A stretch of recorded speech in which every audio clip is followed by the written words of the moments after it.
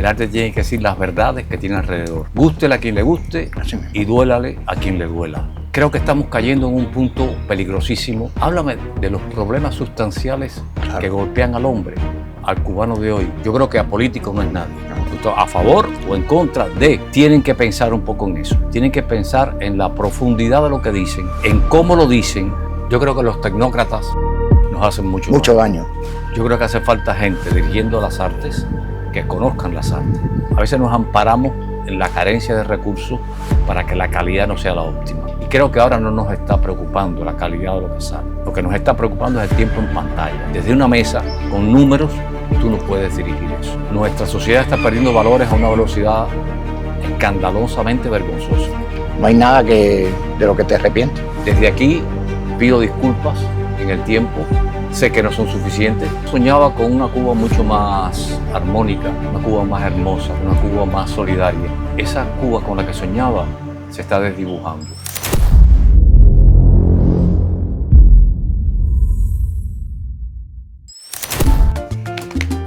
Ahí está, el hombre, la puntualidad del bingo. Hermano mío.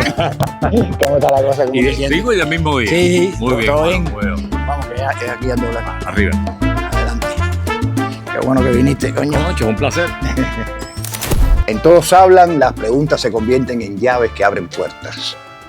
Puertas que nos llevan a la niñez, a los comienzos, al amor, también al desamor, a los fracasos, pero bueno, al optimismo, a la amistad. Puertas que nos dicen lo que somos cuando nadie nos mira. Por eso en Todos Hablan no buscamos respuestas correctas, buscamos respuestas honestas. Y a mí este tipo de programa me da la satisfacción, la alegría de poder compartirla con personas a las que admiro, a las que quiero, con las que cada día que los veo aprendo.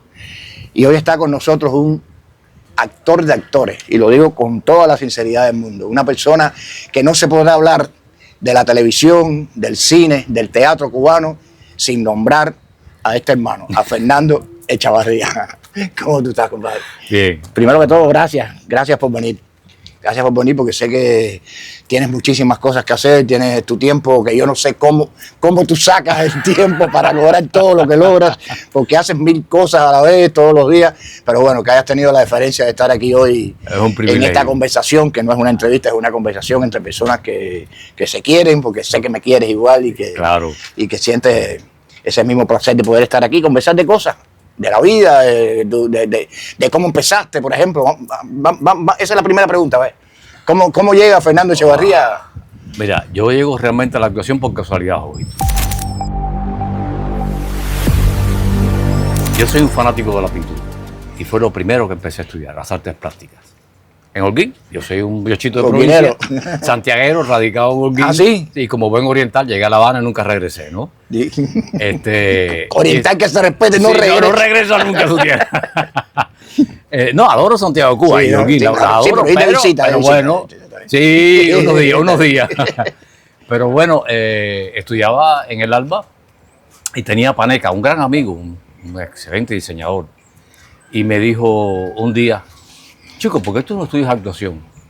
Mío, tan malo yo soy en la pintura. Me dijo, no es un problema de calidad la pintura, es que hay algo ahí que tú tienes que explotar. Mira tú. Y alguien que no era actor ni era profesor. Claro, era un hombre de arte, con un dominio tremendo de las artes en general, no solo de la pintura. Y entonces, nada, llamó a un gran amigo en ese momento, que estaba aquí en la Escuela Nacional de Arte, donde único se estudiaba actuación en el país, era en La Habana. Sí. Y me hizo las pruebas, me dijo, ¿estás aprobado? Llegué a mi casa, junio o algo así, y le dije, en agosto estoy en La Habana estudiando actuación, y todo el mundo me miró y me dijo, si tú lo dices, y yo, pues sí, voy para allá, y así arranqué. ¿Y empezaste en la escuela pensando, bueno, como algo que eso, o cuando te diste cuenta que ya podías, que dijiste, voy a vivir de esto? ¿Ya fue graduándote ya, o ya cuando viste todo el proceso, cómo era, te fuiste encantando poco a poco? Mira, yo tuve una dicha enorme de tener un excelente claustro de profesores. Yo creo que la única vía para entrar a la actuación no es la academia, pero una buena academia te desbroza el camino de una manera Te sustancial. prepara. Entonces tenía a Eguren y un grupo grande Bueno, de grandes. fue también mi profesor de Eguren. Dios lo tenga en la gloria, Sí, donde señor. quiera que esté. Y los soviéticos. Entonces tenía un anclaje atrás que era una maravilla. Y desde el primer año de la carrera, yo dije, Paneca tenía razón. Esto es lo mío. De todas formas, yo nunca voy a dejar de dibujar o pintar. Pero realmente esto me da la posibilidad de vivir 1000 vidas en una sola. Y ahí me enamoré de la actuación y nunca más he podido desligarme. Y aún hoy sigues pintando. Sigues. Es una cosa muy simpática. Bueno, a lo mejor me adelanto, pero me dijeron, No. piensa en un objeto, en algo que haya Sí, sido para ti importante. Sí, eso lo vamos a ver en su momento. Un lápiz. Un lápiz que después quedó aquí. Yo todo lo que hago, todo, desde que leo un guión, lo transformo en imágenes. ¿Así? Todo. Incluso las notas mías en los guiones no son textuales, son dibujos. Y yo Mira puedo tú qué 20 años interesante. después ver un guión Y sabes de yo qué. sé lo que significa ese dibujo.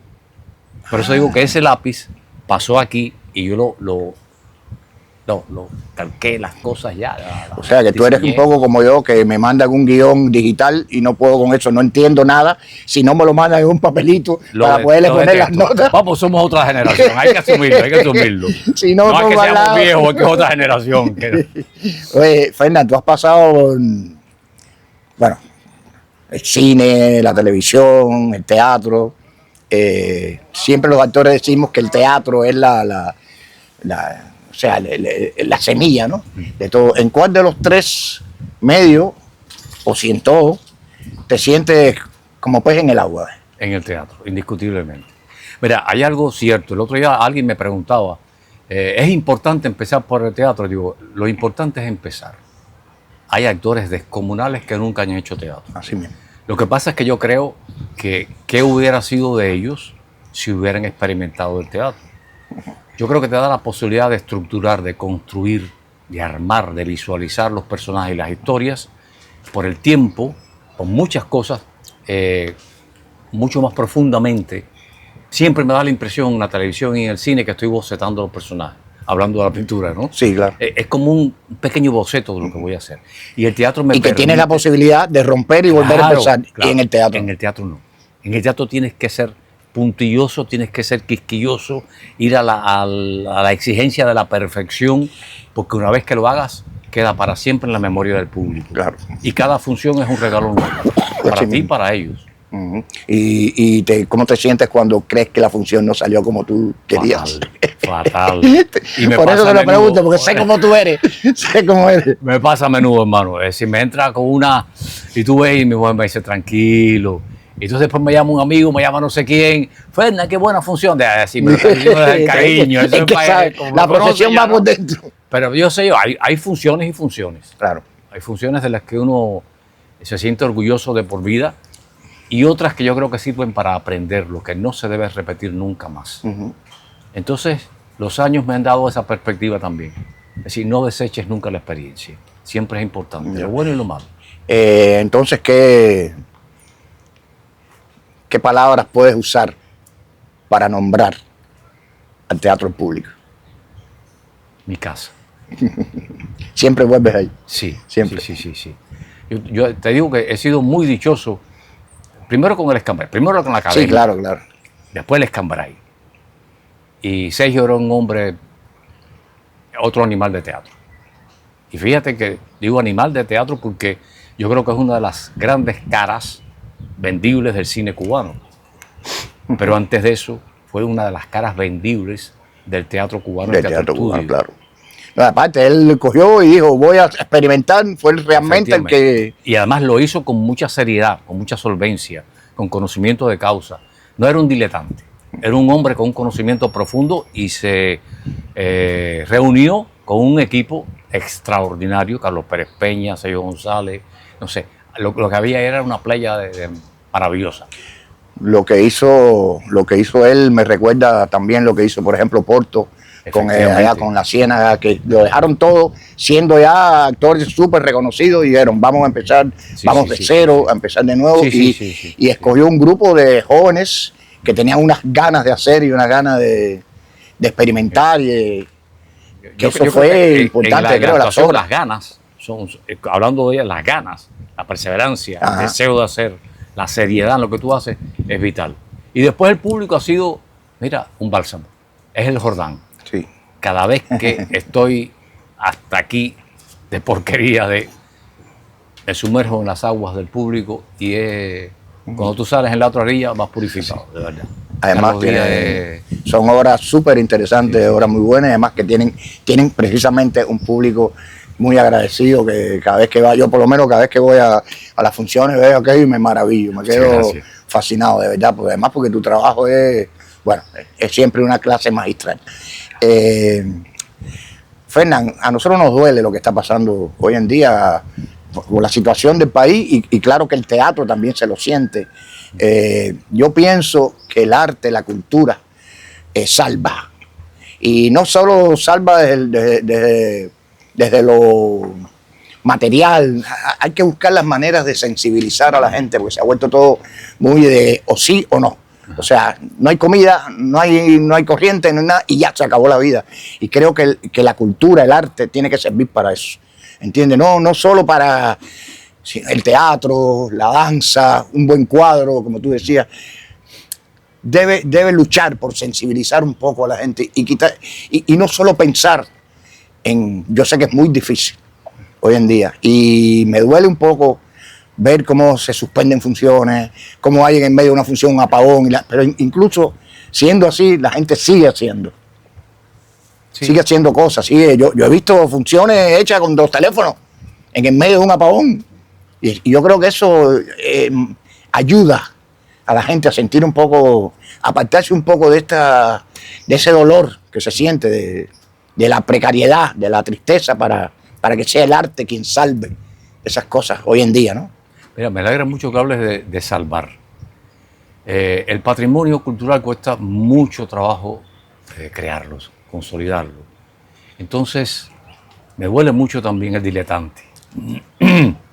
Yo creo que el arte no puede ser complaciente. El arte tiene que decir las verdades que tiene alrededor.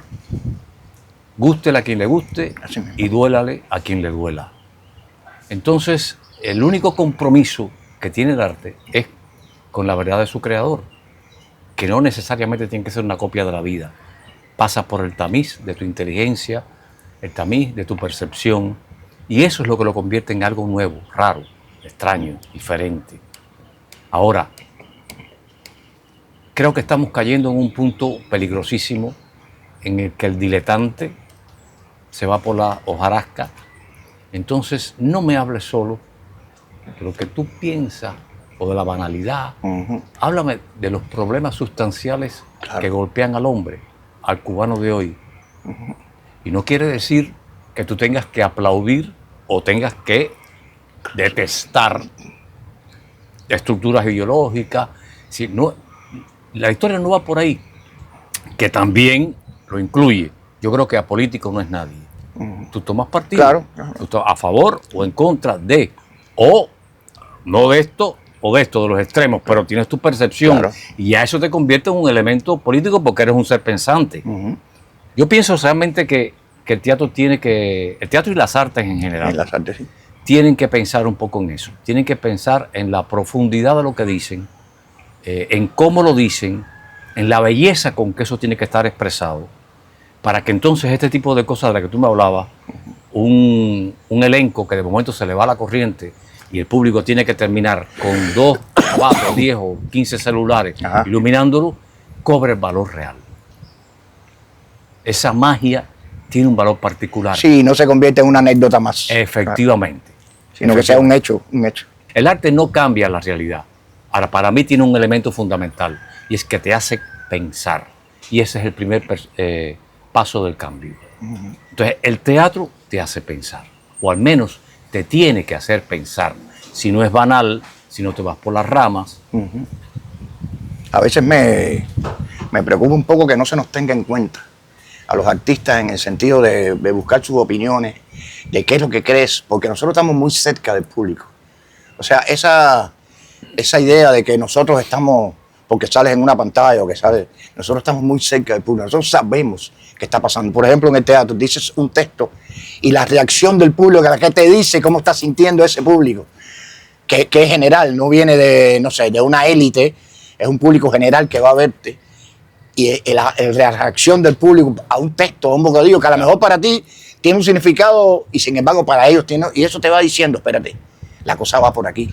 O sea, yo creo que a veces hay que sentir un poco más y pensar un poco más y preguntarnos un poco más cómo va la vida y no mirarlo desde una esfera determinada, porque eso es lo que más daño puede hacer. Yo creo que los tecnócratas Sí, nos hacen mucho daño. Yo creo que hace falta gente dirigiendo las artes que conozcan las artes, que sean artistas, que la sientan, que ese alimento espiritual para ellos sea lo primario en la vida, porque es la única forma de entender al Creador. Qué bien. Así mismo. Ya hablamos del teatro, vamos a pasar un poco a la televisión, porque yo creo que tú eres de los actores que más participación en telenovelas, por lo menos últimamente. Siempre te veo en algo y siempre te veo con un personaje distinto y siempre te veo, ya te digo, es un disfrute total cada vez que sé que Fernando está en una... ¿Fue Tierra Brava tu primer protagónico en televisión? No, yo había hecho con Sergio, bueno, más pequeño, pero había hecho La Emboscada, había hecho otras cosas. Pero el gran personaje, primer gran personaje, fue el Venturita de Cuando el agua regresa a la tierra. Cuando el agua regresa a la tierra. Yo sabía que había algo anterior, pero no me acordaba. Con esa maravilla que es, porque para mí está siempre ahí Porto. Eso fue allá en la Ciénaga. Tú estabas allá, ¿no? Tuviste que estar allá. Un año y tanto en la Ciénaga. Oh. Hice todo el recuerdo del pasado, desde los 15, desde los 15 años hasta los 70 y pico. Y Porto hizo los 90 y pico. Verdad que sí, ahora me viene a la memoria todo eso. Es que fue unos personajes tan... Era la época de oro de las telenovelas. Además estaba Mirta González, un elenco de maravilla, pero... Había una... Sí.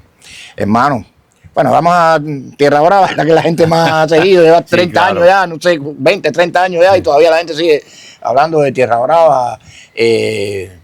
¿Tú imaginaste en algún... Bueno, primero... El agua regresa a la tierra, por supuesto, era una tras otra. ¿Esta fue la segunda después que hiciste? Sí, grande sí.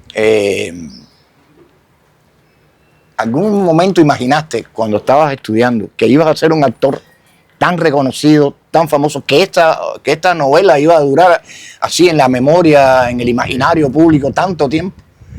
Mira, yo soy la persona más tímida que tú puedes imaginar. Lo sé, yo creo conozco. Que todo lo que hago en la calle es el personaje. No es que falsee mi personalidad, pero te creas como una cara 8, ¿no? Que tienes que atender, que además creo que es la razón de ser de uno. El público, tú eres lo que el público te ha regalado. Así mismo. Tú te ganas el público por la perseverancia, por la seriedad, por el trabajo. Pero lo que llegas a hacer es gracias a ese público. Sí. Cómo lo recepcionas. Es recíproco, claro.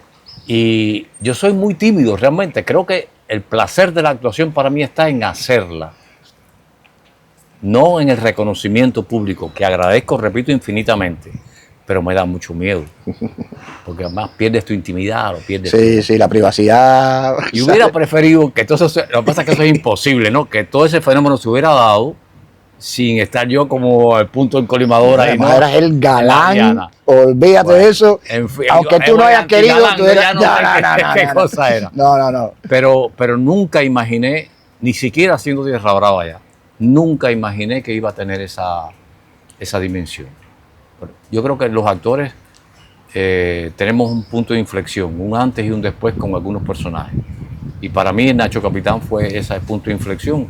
De hecho, tengo como un segundo nombre, ya no es Fernando, sí, es Nacho. A veces conmigo mismo, ¿quién habla por ahí? No, Nacho por aquí, no por teléfono. Pero son esas cosas que se dan y que tú tienes que agradecer eternamente a los personajes y al público la aceptación de ellos, ¿no? Y sobre todas las cosas, porque bueno, era una novela de época, cosas que ya no se hacen, no se puede hacer en la televisión. No hay con qué hacerla. No hay con qué hacerla, eso lo sabemos, fue una de las... Ni preocupación porque haya con qué hacerla, ¿eh? Porque a veces los recursos no lo definen. Yo creo que lo mejor del cine argentino se hizo en el periodo de la dictadura, que tenían restricciones de todo tipo. Y esa gente se crecieron de una manera descomunal.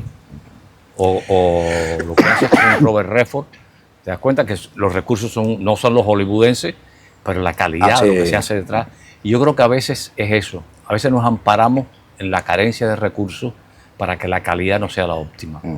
Sí, a veces pones arriba de un buró una obra, ¿cuánto vale? Tanto, no, esta no la podemos hacer sin saber si eso le va a gustar, si va a agradar, si es necesaria para el público. Yo creo que pon tu pensamiento en mí, la película de Arturo Sosa. Ajá, sí. Se hizo con nada, prácticamente con cero recursos, estaba en nada.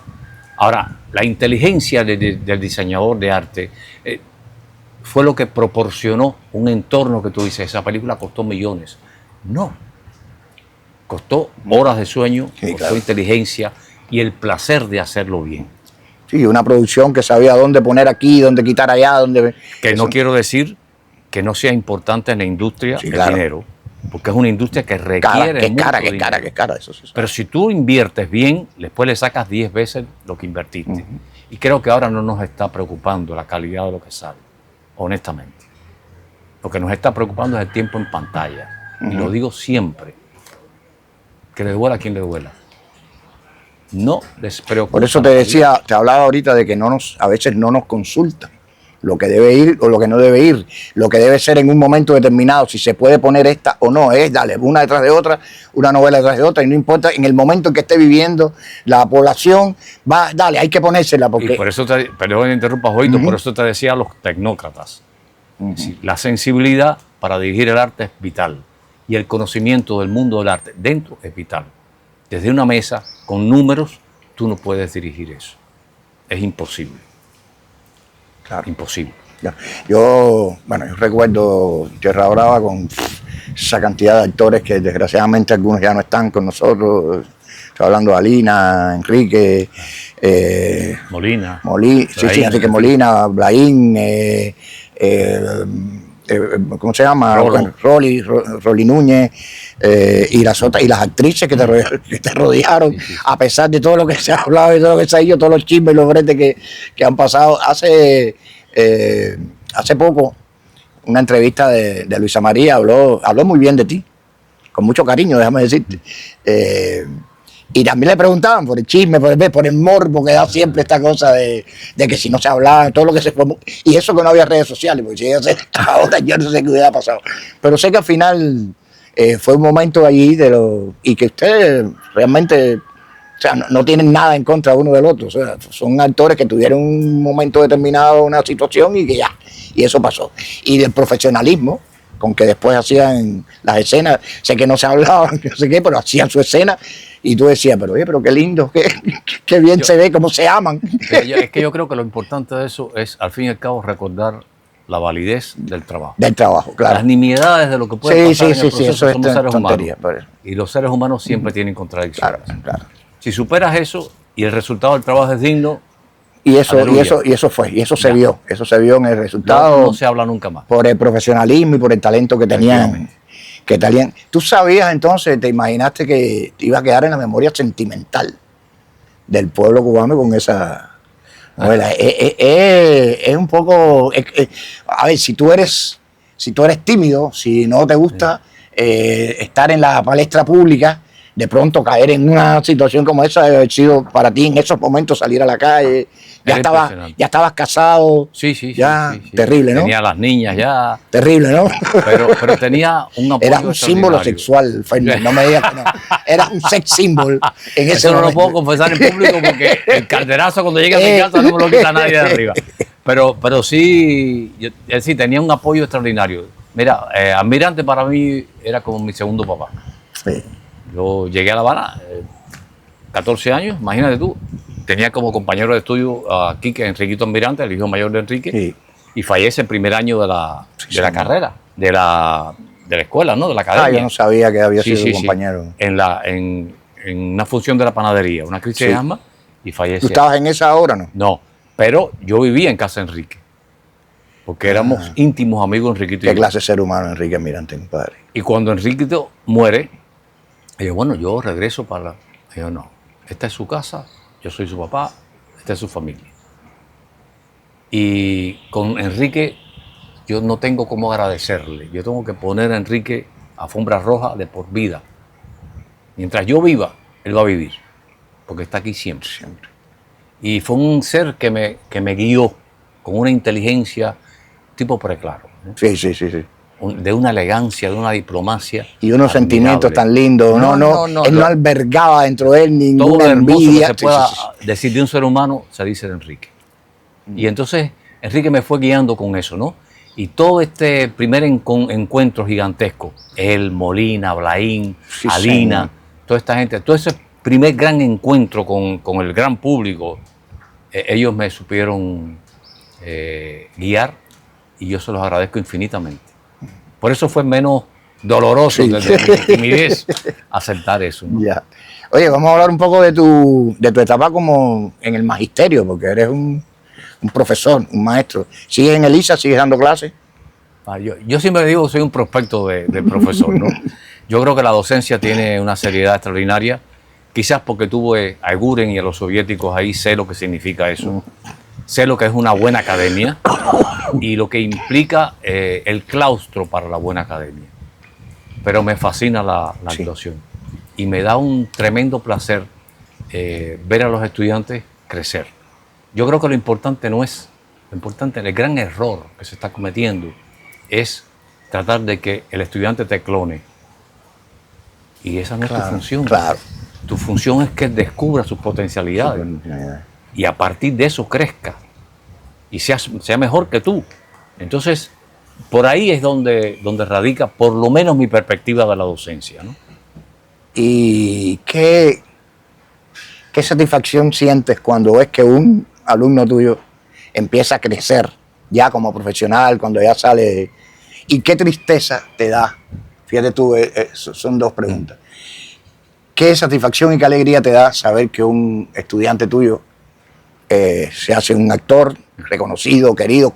No solo popularmente, porque eso, la popularidad es algo engañoso. Sí. Hablo de talento. Que no siempre va acompañado Hablo de de la talento, calidad. claro, y hablo de talento. ¿Y qué tristeza te da cuando ves que un alumno formado por ti o por el claustro de profesores abandona Cuba, se va por situaciones, las que sean, económicas, políticas, sociales, en fin, y se pierde a alguien que pudo haber sido un gran actor? Yo creo que, a ver, Jojito, el hecho de descubrir, sentir, palpar a nivel popular el éxito de un estudiante de uno es una de las sensaciones más hermosas que puede pasar, porque son como nuestros hijos al fin y al cabo, ¿no? Y el crecimiento de los hijos siempre da un orgullo tremendo. Entonces te da eso, te da un orgullo, te da una alegría, te da una esperanza, una confianza en el futuro tremenda, en el relevo.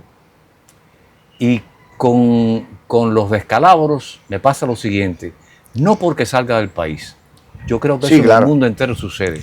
Alguien sale, no hay problema. Yo me refería cuando pierde Claro, ya la profesión. lo triste ¿vale? exactamente Sí. es que se pierda porque no tenga otra posibilidad, o porque desenrumbe el camino, o porque no se dé cuenta del talento que tiene y lo desperdicie porque no haya perseverancia, porque no haya ética en lo que hace.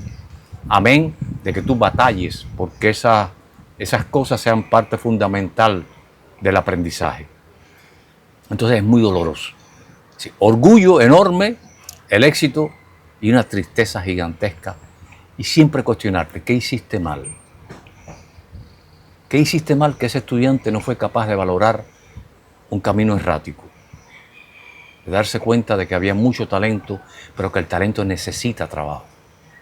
La vida no te regala nada. Así mismo. La vida ofrece oportunidades. Tú tienes que tener inteligencia y perseverancia para agarrarla En el momento. y crecer con ellas. Sí, es como cuando uno empieza a ti, que tú dices, bueno, de pronto estás estudiando, terminas y de pronto viene un personaje. Tú dices, bueno, hacer la televisión, hacer el cine. Si tú empiezas a darte las ínfulas de que, bueno, yo espérate, que la academia, no, que a mí lo que no, yo no puedo porque teóricamente cuando vienes a ver estás fracasado. Te tiene que aprovechar la oportunidad que le dan porque no son muchas las que hay. Y la para modestia, poder. Jojito. Sí, por eso. Que a eso siento me que se refiero. está perdiendo también. Es decir, un éxito momentáneo no es una obra. No es una obra. Y yo creo que el actor vale tanto como lo último que hace. Entonces, tú tienes que cuestionarte siempre. Sí. Para la historia, para los críticos, para el público, ese es tu historial. Para ti, tú vales tanto como el último personaje que hiciste. Y eso depende de la calidad con que tú hagas Aunque eso. todo eso. Sí, es verdad que yo siempre digo que yo soy un aprendiz. todos los días, cualquier personaje, cualquier cosa que tú tienes que es empezar a partir de eso, de la modestia, de la sencillez, es decir, voy a dar un paso atrás, olvídate de lo que he hecho hasta hoy, voy a empezar de nuevo. A mí me maravilla Isabel Santos, que además es mi hermana, la quiero entrañablemente, Luisito. Es decir, son actores y actrices, o Verónica Lynn, por ejemplo, son actores y actrices que tú dices, nunca se conforman con lo que han hecho. El problema es subir la parada, que fíjate, ni siquiera es una guerra para subir, para escalar. No. Es ponerte retos nuevos. Es superarte a ti mismo. Y eso es lo hermoso de ellos. Entonces, de esas personas hay que aprender. Además, con toda la sencillez del mundo. Yo fui a ver Estrés. Yo salí muerto con el trabajo de Isa, Luisito, de Verónica. Siempre son una clase. Siempre son una clase. Isa me miraba como así, como diciendo, y Vero me miraba como diciendo, no, yo... Por Dios, pero ¿cuál es la insignificancia si lo que acabas de hacer es para ponerlo en un pedestal, ¿no? Es que yo creo que la pregunta es no creérselo. O sea, es decir, voy a empezar, es como esto, voy a empezar de cero. Esta es la oportunidad que tengo y hoy es el día en que voy a empezar a cambiar, a hacer lo nuevo. Entonces, volviendo a tus alumnos, ¿hoy tú crees que los muchachos vienen mejor preparados o son más disciplinados o menos disciplinados? ¿Tienes tú como profesor parte responsable de esto, de lograr que ellos busquen su camino? ¿O el profesor solo está para decir sí o no, no sirve? Mira, yo creo que la docencia ahora mismo es un reto y un acto de fe. Nuestra sociedad está perdiendo valores a una velocidad escandalosamente vergonzosa. Y creo que nos estamos poniendo el punto sobre las sillas ahí, por lo menos con la fuerza necesaria. Y ya no hablo solamente del léxico, hablo del respeto, hablo de los referentes, hablo de la voluntad, hablo de la modestia. Y yo creo que es muy importante para uno, incluso de la formación, porque te llegan estudiantes supuestamente con la sensibilidad del artista. Entonces no saben quién es Shakespeare, no saben quién es Virgilio Piñera. Si te interesa eso, además no saben cuáles son los referentes, qué actor para ti es importante. No, yo quizás el último, que no desmerita, el último trabajo de la última persona nueva, joven, más bonita, no sé qué, de la novela. Está muy bien, me parece que eso puede ser un punto comparativo. Pero si te preocupa eso para ti, para trabajar de por vida en eso, tienes que buscar referentes. Claro. ¿Quiénes están ahí? ¿Quién era Humphrey Bogart? ¿Quién es Verónica Lynn? ¿Quién es Miravalle? ¿Quién es? Y tantos que han pasado. Efectivamente, porque eso es parte de la historia. Eso es parte de tus raíces. Si tú no conoces eso, tú nunca vas a ser un hombre o una mujer culta. Y el arte necesita cultura. Fernan, y mira que hay de dónde escoger, compadre. Mira que hemos tenido y tenemos actores. Por Dios. Y uno se maravilla cuando empiezas a nombrar y siempre se te quedan, no sé, 20, 30, 40, y dice, caballero. Nombres que te dicen, ¿cómo se me pudo olvidar? ¿Cómo se me pudo olvidar? Sí. Ahorita hablaste de que tus alumnos para ti son como hijos. Sí. Pero tienes una hija actriz. Sí. Tu otra hija vive en los Estados Unidos, no vive contigo. Vive en los Estados Unidos. Son dos hijas las que ustedes tienen. Periodista y productora de cine y televisión. Y eso allá en Miami está. Sí. Pero bueno, tienes a Lisita, que es un alma de Dios, esa muchacha. Yo lo que digas de ella, porque quiero traerla aquí, quiero conversar con ella. ¿Qué cosa es más difícil? ¿Ser padre de una actriz? O qué sé yo, o encaminarla, o creer, o ver desde la crítica, desde su trabajo. ¿Cómo haces cuando la ves en el teatro, cuando la ves en un programa de televisión? ¿Cómo es eso con un padre actor y además profesor? Con Alicia ha sido muy interesante. Y estoy seguro de que no me ciega mi pasión de padre, ¿no? Alicia ha superado cualquier perspectiva que yo pudiera tener. Y no eran escasas, te lo aseguro. De entrada, ella empezó a estudiar actuación. Un día dijo, fue a ver una función del público, hablando del público. El Rey Líder me dijo, yo quiero ser actriz. Y todo el mundo se viró porque estudiaba ballet, no sé qué. Sí, porque ella viene del ballet, ¿no? Sí. Empezó... Y yo ¿De dónde salió eso? Me dijo, yo acabo de ver esta función, que además se crió en el público, pero fíjate lo que es la vida. Fue el Rey Lear lo que destapó eso. O quizás estaba ahí y eso fue la gota que colmó la copa, ¿no? Y le dije, perfecto, ¿tú quieres estudiar actuación? Era un momento difícil en la academia, muy complicado, no es el momento ni el lugar para hablar de eso, pero sí era un momento muy complicado. Le dije, si tú quieres ser actriz, te lo tienes que ganar. Entonces usted va sola al examen, te se presenta, te hace sus exámenes, si aprueba, hace la carrera, y si no, ya buscaremos. Yo me quedo fuera. No, yo nunca fui a la escuela. Ni fuiste. Yo lloré como un becerro en mi casa, trancado. Entonces no tenía ni teléfono. Llamaba por una vecina. Mi esposa me llamaba, oye, salió este. Y después me entero por Aramis Delgado, que estaba como jurado invitado de ese año en la escuela, que lo de Alicia fue escandalosamente bello. ¿Verdad? La canción que cantó, el tema fue Lucía. ¿Qué clase de voz tiene? Yo la descubrí, yo no lo sabía. Porque además ella con su modestia heredada de su padre, ella no, de pronto la vi, yo dije, ¿qué? Pero Alicia puede ser una profesional de la canción, pero... Hay cosas muy lindas. Y le da el bate a una pila de gente. Porque tú sí. Lo lindo yo me quedé loco. Descubrirte para empezar a crecer a partir de ti, sin tener que competir con nadie. Y con Alicia me ha pasado eso, Jorgito. Alicia ha superado, te digo, cada vez que ella terminó la ENA, claro, su profesora fue Verónica Lin, punto y aparte. Y terminó la ENA y me dijo, coge Elisa, porque la carrera es lo mismo, el plan de estudio es el mismo. O cojo psicología. Y yo, haz lo que tú creas. Me dijo, no, voy a coger psicología. Y una vez más me demostró que era una mujer de una inteligencia particular, porque eso le servía, primero como actriz, para crear toda esta estructura de los personajes, pero además para entender la sociedad, para entender cómo se insertan esos personajes en las historias, en los lugares donde viven. Y entonces fue bellísimo. Y con los años, con los personajes que he ido haciendo, Alicia me ha demostrado que es un artista en el sentido más amplio de la palabra. Y un tremendo ser humano, la verdad que ella es súper... Orgulloso de mis hijas. Creo que mi obra más hermosa son mis hijas. Entonces, ese sería tu consejo para ella, o ha sido ese consejo que ahorita me hablaba de tú sola, y si no puedes, no puedes. El arte no te permite regalías por apellido, que no sé si eso sería una regalía en el caso de ella, ¿no? pero no lo creo. El arte necesita que te ganes a pulmón ahí, a hombro todos los días, la posición a que vas a llegar.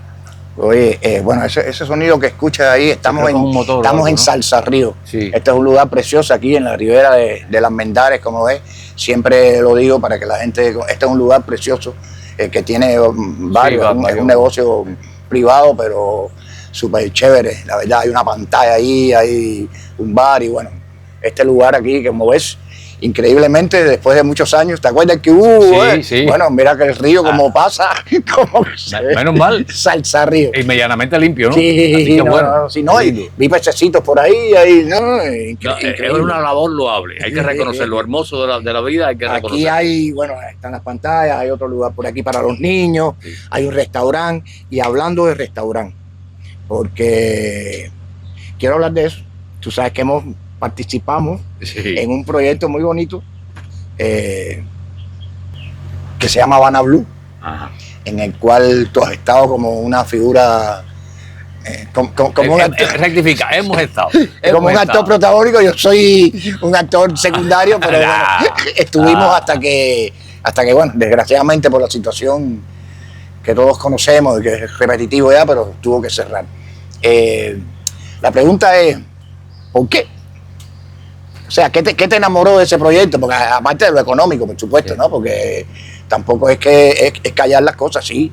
Económicamente nos reportaba algo, pero yo creo que ahí hay mucho más que todo eso. Y desde tu visión... Mira, yo creo... bueno, primero, para conocimiento del público, no ha cerrado definitivamente. Lo remozaron, está quedando precioso y en algún momento se reabrirá. No sé cuál va a ser el momento, porque esto pase, pero reabrirá. Y yo creo que en el caso del fenómeno Habana Blues, desde que ellos pensaron en eso, hablaron con Alina, contigo, con Molina, con Blaín, con un grupo, y nos dieron Rolly Núñez también. con Rolly, y nos dieron la idea, ¿no? Nos comentaron la idea. A mí me pareció bellísimo. Sí, sí, sí. Un lugar donde los actores pudieran estar, ¿cómo se llama? Directamente vinculados permanentemente. Y a mí lo que me enamoró exactamente fue eso. Me ha pasado algo muy interesante, sobre todo con los cubanoamericanos que nos conocen muy bien, sí. Y que vienen mucho y visitan Habana Blues. Me dicen, pero ¿cómo usted está trabajando aquí? Digo, primero porque trabajar no es un demérito nunca. Pero segundo, porque es el proyecto de unos amigos y a los amigos hay que ayudarlos. Entonces, mi presencia aquí ni siquiera tiene una razón monetaria, que también está. Sí, claro. Todos los cubanos necesitamos, en momentos de crisis como el que estamos viviendo, cualquier cifra es poca. Bien. Cuando la inflación se dispara al cielo, cuando esas cosas, cualquier cifra es poca. Pero la razón base por la cual estoy allí se llama amistad. Es un proyecto hermoso, digno, que yo creo que hay que a cada rato mover la tuerca para que no sean quiloses, pero que vale la pena. Muchas cosas más lindas. El ambiente. Mira, se eriza, compadre. Eso me recuerda algo. Se eriza también cuando eso. Pero bueno. Yo no. Déjalo ahí. Pues te digo, la razón. Pipo, va a dejarme hacerle la entrevista, Fernando, chica. La razón base creo que está en esos oídos. Se llama amistad. Y un proyecto que vale la pena apoyar. De verdad. Sí, a mí me parece también genial y también estoy un poco triste porque no acabamos de Mira, que por cierto, hay otros amigos que no es que compita con esto, pero que están muy interesados en que te lleve algún día con ellos allí, que es el Jardín de los Milagros. Ah, no sabía. Y sí, en algún momento vamos a coordinar y vamos y estamos ahí. Pero el día de nuestro cumpleaños, que es el mismo día. Perfecto. Vamos, y lo celebramos juntos ahí. Ya lo celebramos juntos ahí. Vamos a ver. Si estoy en Cuba en ese momento, vamos a tener el placer de celebrar juntos el cumpleaños. Ahorita hablamos ya un poco de eso, pero yo siento que la cultura está en un momento en que debemos, yo sé que es una palabra manida, pero hay que salvarla. Sí. Fernán, tú que estás mucho más cerca en cuanto a la escuela, en cuanto al trabajo, ¿qué piensas? Yo creo que sí. Hay momentos difíciles y creo que hoy en día está ocupando la cultura el lugar que merece. No. Y te digo, en esto hay que ser cuidadoso porque, y no es por miedo a las consecuencias, yo he intentado siempre, y creo que lo he logrado, ser consecuente con lo que pienso. Cueste lo que cueste. Y te digo, creo que no está ni valorándose todo lo que se debiera, pero no solamente por la cosa institucional, sino también por nosotros mismos los creadores. Sí, a eso me refiero. Estamos banalizando esto. Entonces, si nosotros mismos a veces no nos respetamos, y no es general, cuidado con esto, no estoy generalizando, hay expresiones del arte que son extremadamente cuidadosas y valiosas, y sus creadores están siendo realmente héroes en ese sentido, con los recursos que hay, con los recursos que se hacen. Y por otra parte, estoy consciente de que muchos de los estratos de la institucionalidad están siendo cuidadosos con eso. Ahora, no vale solamente con que una parte lo sea. Ahí todo el mundo tiene que poner el hombro. Porque si no, yo puedo desde la directiva dictar una ley y tú después incumplirla. Ajá. Entonces yo que estoy abajo, sencillamente no recibo nada de lo que debiera, según lo que se planteó en la ley. Y nos está pasando muy a menudo, no solo en la cultura. No por gusto se dice que tú defiendes la cultura y estás defendiendo a la nación. Creo que eso se ha convertido en un eslogan. Y tiene que dejar de ser un eslogan. A veces vacío, sí. Entonces no puede ser un eslogan vacío. Hay que llevarlo hasta las últimas consecuencias. ¿Qué sería para ti imperdonable en un actor?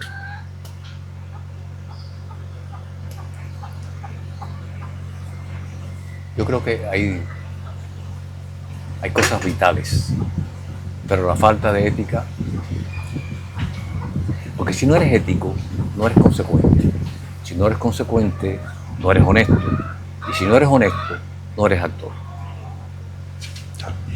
Hay una cosa que a mí me duele mucho también, es la falta de compañerismo una escena que tú llegues, por ejemplo, y que el actor o la actriz diga, no me sé la escena. Ayer no tuve tiempo, ayer salí y de verdad que no me dio tiempo a aprendérmela. La falta de ética. Es decir, eso duele, te duele porque tú dices, bueno, pero hay historias, qué respeto ahí. Tú dices, mira, a veces uno tiene un hermano, el padre, un hijo grave y hay una función, hay que hacer la función. Es decir, a una función se falta exclusivamente, o un llamado se falta cuando ya no hay nada más, cuando no hay otra posibilidad, cuando tú no estás en condiciones de pararte frente a una cámara o subirte al escenario. Si no, usted va a hacer la función y después regresa al hospital. Usted va, graba y después regresa al hospital. Yo creo que eso es inviolable, inviolable. La pose de estrella, ya ahí empezaste a bajar. Cuando tú crees que llegaste, empezaste a descender. Así mismo. Entonces no puede ser. Lo hablábamos ahorita. No puede ser. Eso es imperdonable. Además, no se lo admito a nadie. Porque yo no me lo permito. Claro. Entonces no le permito que alguien lo haga conmigo. ¿Y a un director qué no le perdonarías? La desconfianza en mis capacidades. Wow. El director tiene que confiar. Si me eligió, tiene que confiar en mis capacidades. No quiere decir que yo, desde mi perspectiva, desde mi visualización del personaje, sepa más que él. Que casi siempre pasa. El director tiene un concepto general del espectáculo. Así mismo. Y ese hay que respetarlo. Porque él conoce muy bien la obra entera. Pero si yo soy un actor serio, yo debo conocer más que el director sobre mi personaje. Las particularidades, claro. Y ahí está la posibilidad de aportar. Entonces, Hitchcock era uno solo. Ahora mismo creo que hay demasiados Hitchcock en el camino. Entonces, tienes que confiar en el actor que elegiste o la actriz. Tienes que saber que tiene una potencialidad que demostrar ahí y darle rienda. Eso me encanta de Rudy Mora. Yo sé que hay personas que detestan su poética. Perfecto. Pero tienes que respetar la seriedad que es lo que hace. Y además es un hombre que sabe muy bien lo que quiere. Y nunca va a improvisar. Pero, eso sí. Pero además tiene las riendas de la carreta suave. Claro. Y te da una posibilidad tremenda para aportar. Es lo que me pasa con Carlos Díaz. Hay una libertad de creatividad ahí que hace que tú sientas que eres copartícipe del proceso creativo. Y entonces empiezan a salir cosas que en primera instancia nadie soñó que existieran. Así mismo. Y es que es lo que tú dices, un trabajo de creación es de todos. No puede ser de una sola persona, no puede haber, sí que los hay. Hay gente que te dice, no, este texto va así. Yo, bueno, pero entonces, ¿para qué me llamas para ensayar? Ya yo voy a la grabación con el texto aprendido y se acabó el problema. Ya, ¿para qué me haces perder el tiempo venir a ensayar si tú no me vas a dejar crear un personaje? Eso pasa. Cada día se está convirtiendo eso en un fenómeno más complicado. Porque ya no preguntas cuál es el personaje, ya no preguntas con quién actúas, ya preguntas quién dirige, ya preguntas quién produce, ya preguntas quién está en cámara, ya preguntas quién es sonido, que fíjate, todos empezamos una vez. Y entonces con eso hay que ser cuidadoso también. Es decir, hay muchachos nuevos, digo muchachos porque ya tengo 71 años y el que tiene 20 y pico, 30, para mí es un muchacho, ¿no? Que tiene que aprender. Hablemos de esas cosas. No, pero de edad, ¿no? Pero tiene que aprender. Claro. Entonces tú sabes que se puede ir un foco, tú sabes que el micrófono puede tener un problema, es lógico. Y tú en eso tienes que apoyar y evitar las poses de estrella. Sí, señor. Porque darle confianza es crear un concepto de equipo que a veces se pierde. Se habla hipotéticamente del concepto de equipo. No, esto es un trabajo de equipo. Y yo soy la imagen que está en pantalla, pero el que está en cámara es el que me fotografía, el que está en luces es el que me ilumina, el que está en audio es el que propicia que la gente escuche lo que yo digo, lo que nosotros estamos diciendo ahora. El que está en vestuario es el que me viste y supuestamente debe estar atento al macheo, a la imagen, no sé qué.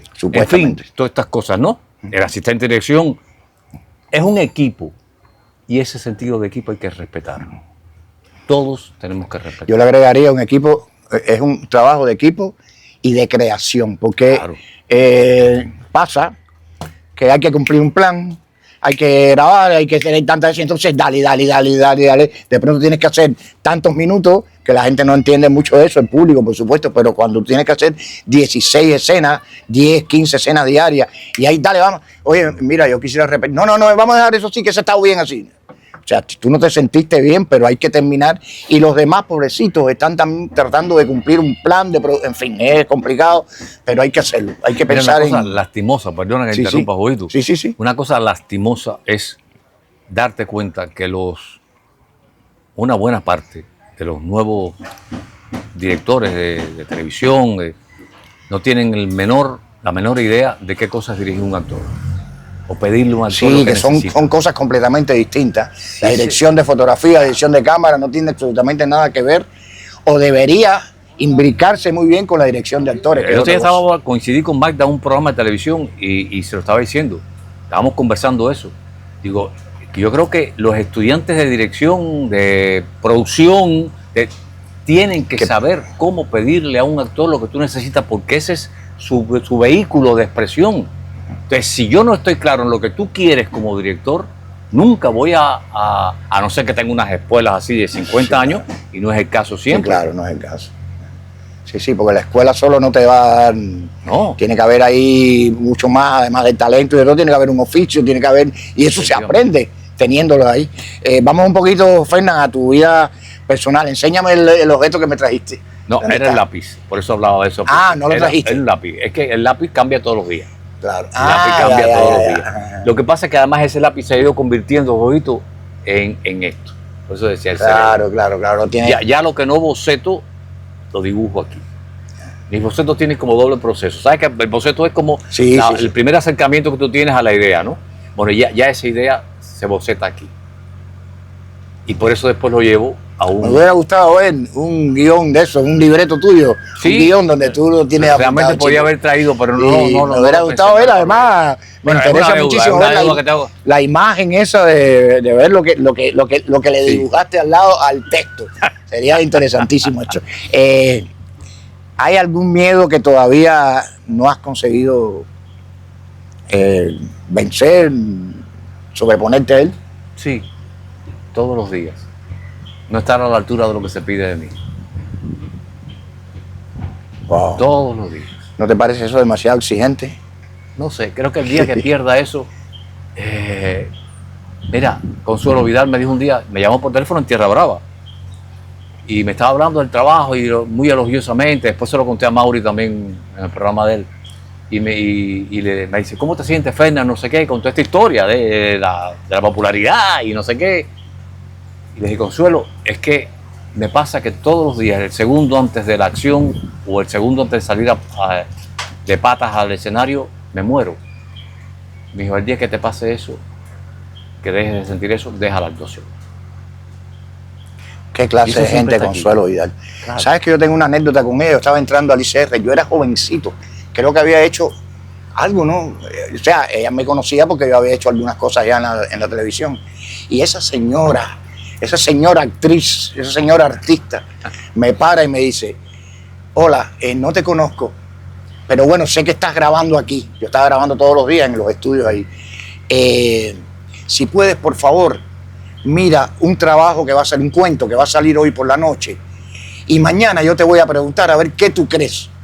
Yo empecé a temblar, digo, ¿qué le voy a decir yo a Consuelito Vidal? Yo se lo dije a Mauri también en la entrevista. ¿Cómo yo le voy a...? Pero ella se volvió loca. Y sin embargo, era ese tipo de gente así, tan sencilla, que además le interesaba muchísimo la opinión de los jóvenes, de cualquiera, de su trabajo.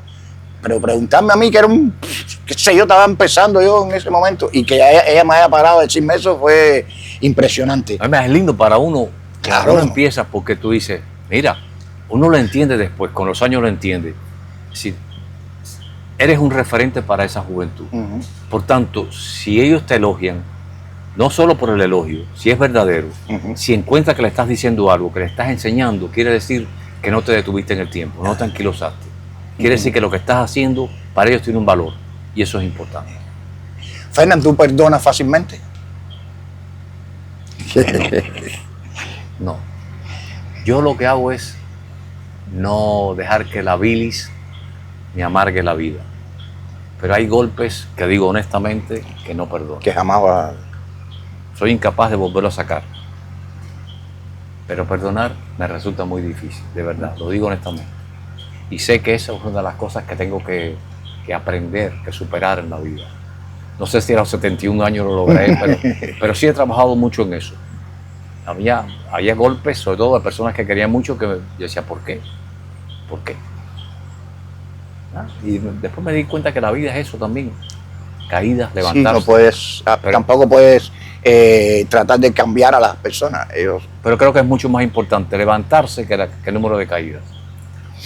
Que estoy casi terminando ya. No, tranquilo, tranquilo. ¿Qué te quita el sueño hoy? ¿Qué haces cuando te cuestas la cabeza a la almohada y te vienen cosas que cualquiera?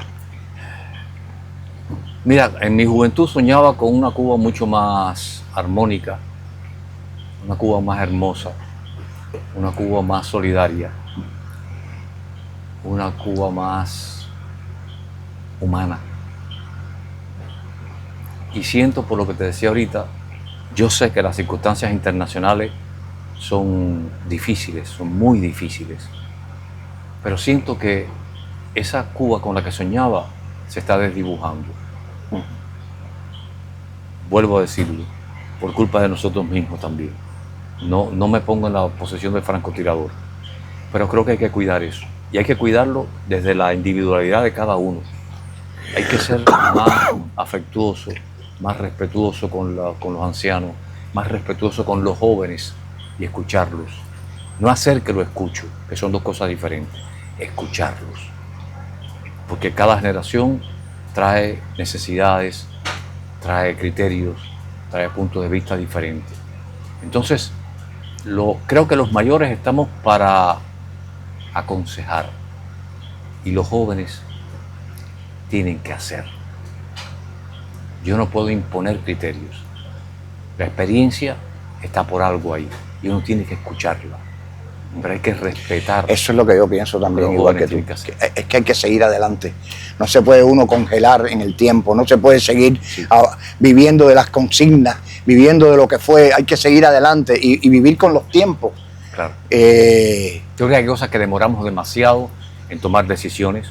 Hay cosas que tienen que ser para ayer, no para mañana. Entonces no podemos seguir esperando a que caiga el maná del cielo. Hay que hacer.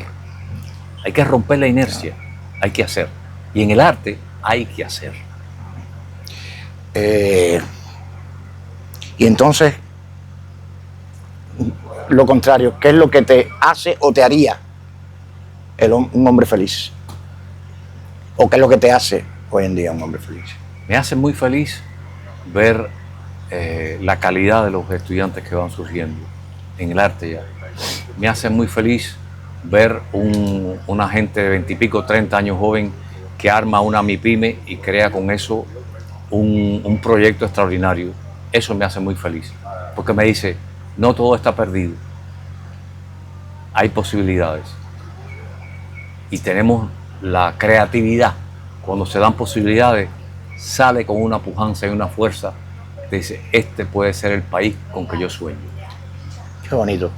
Si te dieran la posibilidad de virar el tiempo 20, 30 años atrás, ¿qué le dirías a Fernando? ¿O qué le dirías no hagas? ¿O qué dirías sigue haciendo? Le diría, sé consecuente con lo que piensas en cada momento. No te traiciones. Cueste lo que cueste. Qué bien. No hay nada de lo que te arrepientes. Yo creo que sí, en la vida tomamos decisiones. Lo que amortiza un poco ese dolor, o llamarlo de alguna manera, es que siempre lo he hecho porque he creído que es lo correcto en ese momento. A la larga puede haber lastimado a alguien, puede haber herido a alguien, pero si pasó desde aquí, pido disculpas en el tiempo. Sé que no son suficientes, pero por lo menos que sean conscientes de que todo cuanto hice, lo hice porque creí que era lo correcto en ese momento. Voy a terminar. ¿Qué cosa es la familia para ti? Mi núcleo, mi centro. Siempre mi veo corazón. las cosas que publicas, siempre estás con Sí. tu esposa, Sí. eres un tipo muy correcto, muy dado a eso, eres un hombre fiel, lo sé, hace, qué sé yo, 30, 40 años que te conozco, tú no eres capaz de mirar a nadie de lado, ni siquiera aunque pase por ahí, qué sé yo, no sé, la maquillista, ni siquiera ella, una muchacha preciosa, tú eres Fíjate, un hombre... y voy a mirar para que el calderazo no vaya más arriba de mí. Oye, Te voy te a lo estoy mirar. haciendo para eso mismo. Y voy a buscarla, fíjate. No, es una broma, una muchacha muy linda, pues yo sé que eres un hombre súper está? fiel. ¿Dónde está? Anda por ahí, es una broma mía. Pero la verdad es que siempre te he visto así, eres un hombre muy dado a la familia, al matrimonio, a tus hijos. Y eso es muy bonito. Yo creo que- Habla muy bien de ti. Jorgito, yo creo que la familia es el núcleo fundamental de la sociedad. Y cuando nosotros descuidamos eso, estamos descuidando el futuro de la sociedad. Porque la sociedad no es buena o mala como un ente general. Es buena o mala porque todos esos pequeños núcleos se descomponen o se recomponen bien.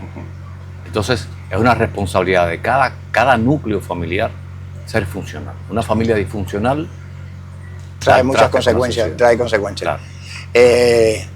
Mi última pregunta es, resúmeme en una frase a Fernando Echeverría. No tiene que ser una palabra, en una frase. ¿Cómo te gustaría que la gente te recordara o cómo tú te ves? ¿Cómo te ves tú? Si te es muy difícil, te la dejo de tarea. No, es que... Y me la mandas por WhatsApp. No, es que me gustaría que la gente pensara que fue alguien que fue consecuente con lo que creyó en la vida. Siempre.